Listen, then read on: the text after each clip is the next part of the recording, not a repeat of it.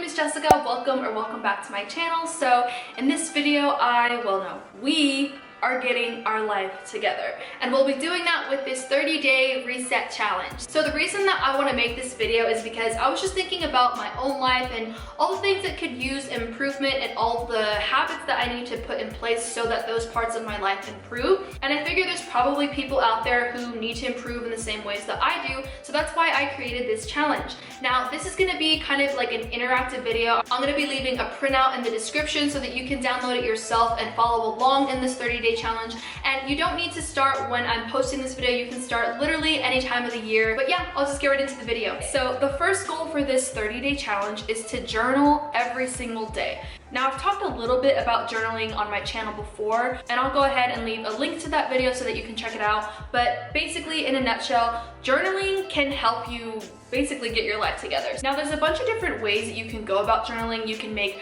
a gratitude journaling, you can do freehand writing. I personally have benefited from both in the past, but in this challenge specifically, I'm gonna be doing freehand journaling. So basically, whatever comes to my mind in the morning, that's what I write about. And this really, I cannot stress enough, is such a good way, especially if you have anxiety. This is a really great way to just get your thoughts in order. I personally find that whenever I have an issue in my life that seems like it's the end of the world, when I write it down and I look at it on a piece of paper, it's like, oh, that's all that's wrong? That's an easy fix. It's very easy to get caught up in your head, and there's something about seeing what exactly is the issue on a piece of paper that is really liberating, because you realize that you actually have a lot of power over your life and that life isn't happening to you. You can actually control the things that go on in your life. I typically do it in the morning, but if you prefer to do it at night, that's also fine. Just try to write out everything, and it doesn't have to be anything wrong like I just mentioned. It could be something as simple as what you dreamt of, what you want to do today, or it could be something as broad as your future goals. Just literally whatever you're thinking the moment that you're sitting down and journaling, just write it out, whatever comes to mind. Okay, so the next part of this challenge is to limit screen time. Now this is really dependent on how you are with your phone. I know for me personally, I am addicted. My screen time is honestly 5.5 hours a day. I know that's terrible. It actually sometimes gets higher than that.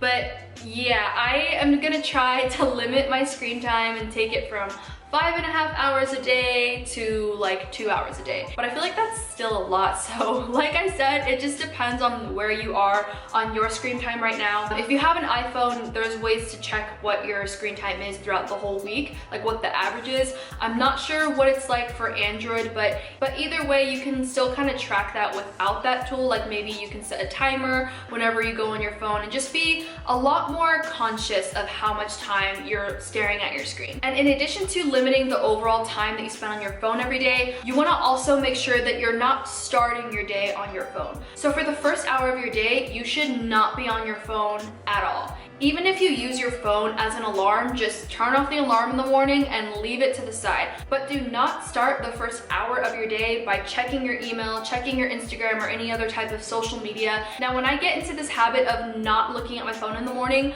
I find that my days are just a lot easier. It's very important to have a very slow, easygoing morning so that you can kind of mentally prepare for all the chaos of the day. And I personally find that when I look at my phone first thing in the morning, I'm immediately bombarded with all of the news, all of the emails, all the notifications, and it's really not a good way to start your day because you're already the moment that you wake up just bombarded with information. You don't even have time to settle into yourself and mentally prepare for the day ahead. You're just automatically thrown into it. So the next part of this challenge is to schedule a date with yourself at least once a week. Now, what do I mean by a date with yourself? It really just means taking time for yourself. Whatever you personally like to do to relax and unwind, do that. If you maybe want to pamper yourself a little bit and give yourself a little spa day, that's a really great example. I actually just did a video on a really long long pampering day of my own. Be sure to check that out. I'll go ahead and leave a link to that.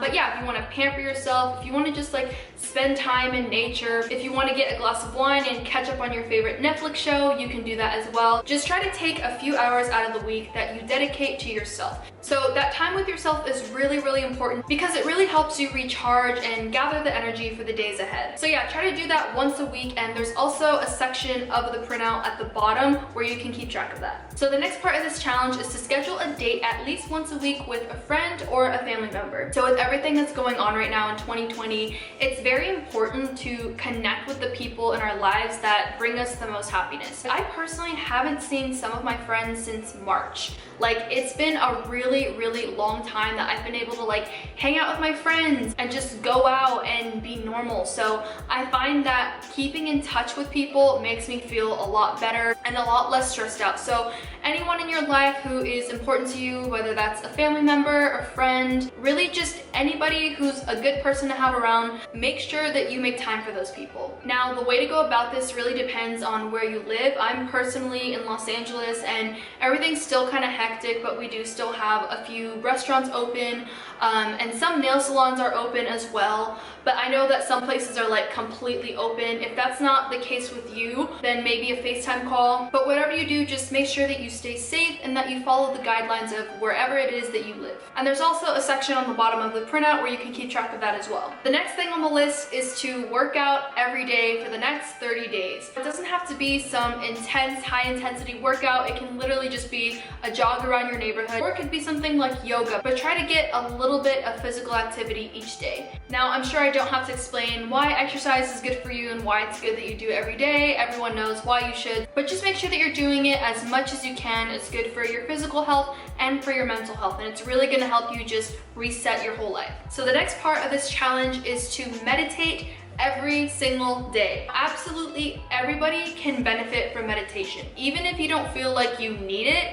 you will still benefit from it, I promise you. And you don't have to do it for a long time either. You can literally take 10 minutes out of your day to do it. But yeah, meditation is really good for just helping you slow down mentally, and it's really, really good for your mental health. And that's something that we definitely want to focus on during this 30-day challenge. And if you're not used to meditating or you've never even done it before, I would definitely recommend downloading the Calm app.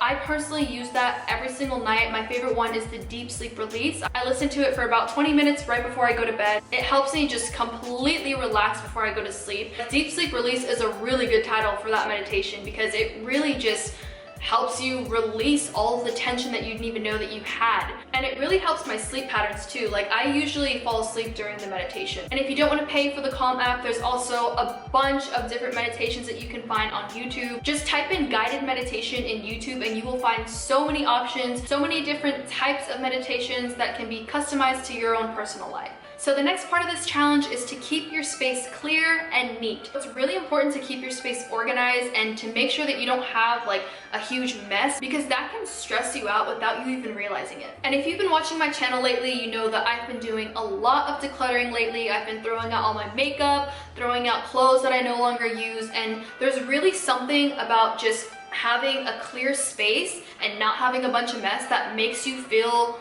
calm. Like, that's something that I have personally noticed since going on this decluttering minimalism journey, is that I feel way more calm, way less anxious, because there's nothing to worry about in my physical space. Like, I don't have to think about the pile of laundry that I still have to do that's sitting in the corner staring at me. Like, it's all just clean and there's nothing that has to be done. So at least once a day, you want to take time to tidy up your space and make sure that it looks nice, organized, and neat. And the last part of this challenge is to stay hydrated. Now, originally I was gonna give an exact number of how many cups of water you should be drinking a day, but then I realized that every single person is different and every single body is different. I know that there's a few calculators online that tell you exactly how much water you need to drink, and that's all based on your age, your weight, your height, your activity level, so it's really dependent on a bunch of different things. It's also a really good idea to talk to your doctor so that you know exactly how much water you need to be drinking. But I know for me personally, I think it's like 11 cups of water a day. I'm not sure, I have to look at it, but yeah, what works for my body may not work for your body. So definitely do your research, talk to your doctor, doctor and figure out how much water you need to drink, and then drink that every single day. And so on the printout, there's a section for water, and I left a little space so that you can personally write down exactly how many cups of water you need to drink a day. So thank you so much for watching this video. I really hope that you'll join me in this 30-day challenge. And if you've made it this far in the video, you might as well subscribe, because I'm gonna be doing a lot more videos like this, and I'll probably end up doing a part 2 to this video just to kind of do a recap and go over all the different benefits from this challenge. So I really hope that you'll join me for that. Thank you so much for watching, and I'll see you next time.